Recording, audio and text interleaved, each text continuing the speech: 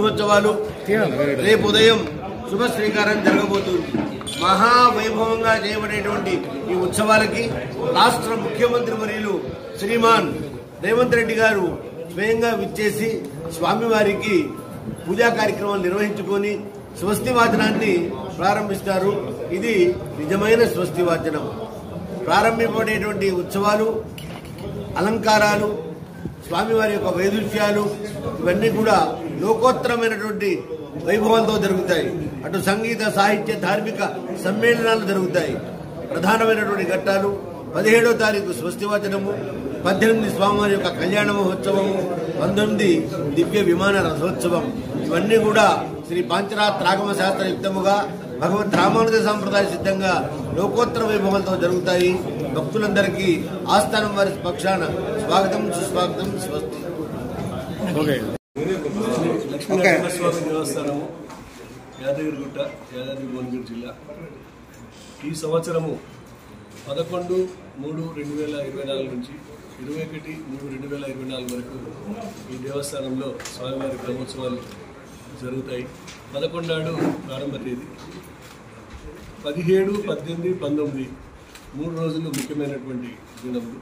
ఆ ముఖ్యమైన రోజులలో 17 నాడు స్వామివారి ఎదుర్కోలు, 18 నాడు స్వామివారి కళ్యాణము, 19 రోజు స్వామివారి దివ్య విమాన రథోత్సవ కార్యక్రమాలు జరుగుతాయి. ఈ కార్యక్రమాలకు దాదాపు 15,000 నుంచి 25,000 దాకా వచ్చేటువంటి భక్తులు వచ్చే అవకాశం ఉంది. భక్తులందరికీ కూడా తాగునీటి, తర్వాత చలువ తండ్రిలు, తర్వాత రవాణా సౌకర్యము, తర్వాత ఇక్కడ ఎలక్ట్రికల్ డెకరేషన్ అన్నీ కూడా ఏర్పాటు చేయడం ఉంది. వచ్చే భక్తుల కోసం ప్రసాదం కూడా తగినంత ఏర్పాటు చేయడం జరుగుతుంది. ముఖ్యంగా ఈ కళ్యాణం రోజున వీఐపీలు వచ్చే అవకాశం ఉన్న మంత్రులందరికీ కూడా ఇన్విటేషన్స్ ఇచ్చి పిలవడం జరిగింది. జిల్లా మంత్రులు కానీ, తర్వాత స్థానిక శాసనసభ్యులు, తర్వాత ఇంకెవరైనా కూడా ఈ కార్యక్రమాలకు వచ్చే అవకాశాలు ఉన్నాయి. ఇంకోటి ఏంటంటే, ఈ స్వామివారి కళ్యాణోత్సవం సందర్భంగా భక్తులు చేయించేటువంటి కళ్యాణము దానిలో ఒక 600 టికెట్లు ఏర్పాటు చేశాము. ఒక్కొక్క టికెట్ ధర 3,000 రూపాయలు ఉంటుంది. 1,200 మంది కూర్చునేటువంటి అవకాశం ఉంది.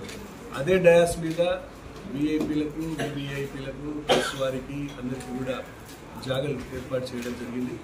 ముఖ్యంగా ఏంటంటే, స్వామివారి వచ్చేటువంటి కళ్యాణానికి వచ్చే వాళ్ళు జాగ్రత్తగా వచ్చి స్వామివారి దర్శనం తీసుకొని కోరుకుంటున్నాను. ఇంకోటి ఏంటంటే, ప్రతిరోజు కూడా 17, 18, 19 8 గంటలకు స్వామివారి సేవ దేవాలయం నుంచి స్టార్ట్ అవుతుంది. 8:40 వరకు ఇక్కడికి వస్తుంది. 8:45 నుంచి కళ్యాణ క్రతువు స్టార్ట్ అవుతుంది.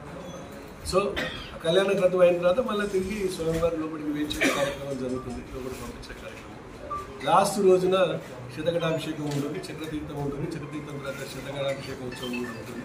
వీటితోటి కళ్యాణోత్సవాలు ముగుస్తాయి.